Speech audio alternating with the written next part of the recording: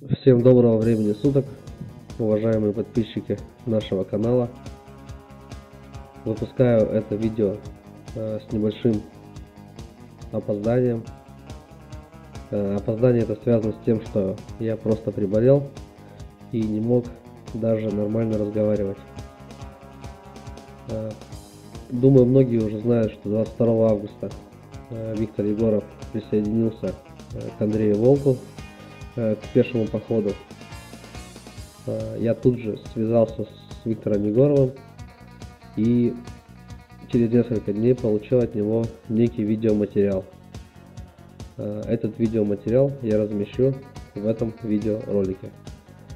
Также, друзья, напомню, что поддержите канал лайком, подпиской. Также не забывайте нажимать колокольчик, чтобы получать уведомления о новых видео. Постараюсь снимать видео чаще. И для особо преданных фанатов нашего канала под каждым видеороликом есть кнопка спонсорства. То есть вы можете стать спонсором данного канала, таким образом поддержать его. Все, всем удачи, всем благ, здоровья. До связи.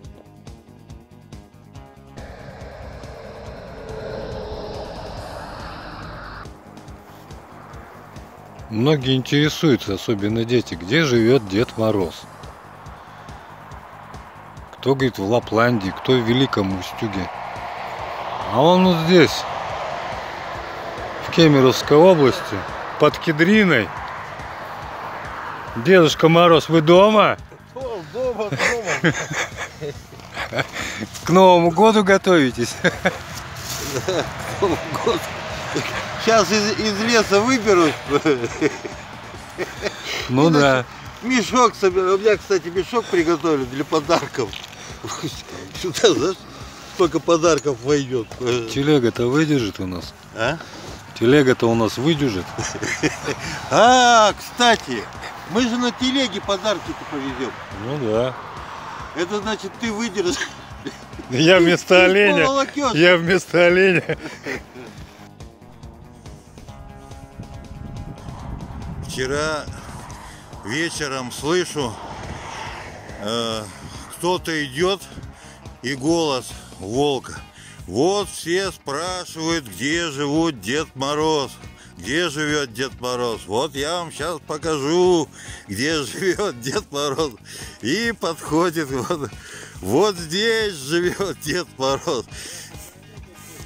Он его сохранил даже, вон он мне говорит, что он его записал. Вот, и я вчера, август месяц, да, а я уже как Дед Мороз вот здесь поздравлял, желал всего самого лучшего. Ну вот, Дед Мороз, вот, видимо, круглый год Дед Мороз. Ага, вон Андрей уже восьмигранник уже ставит, все.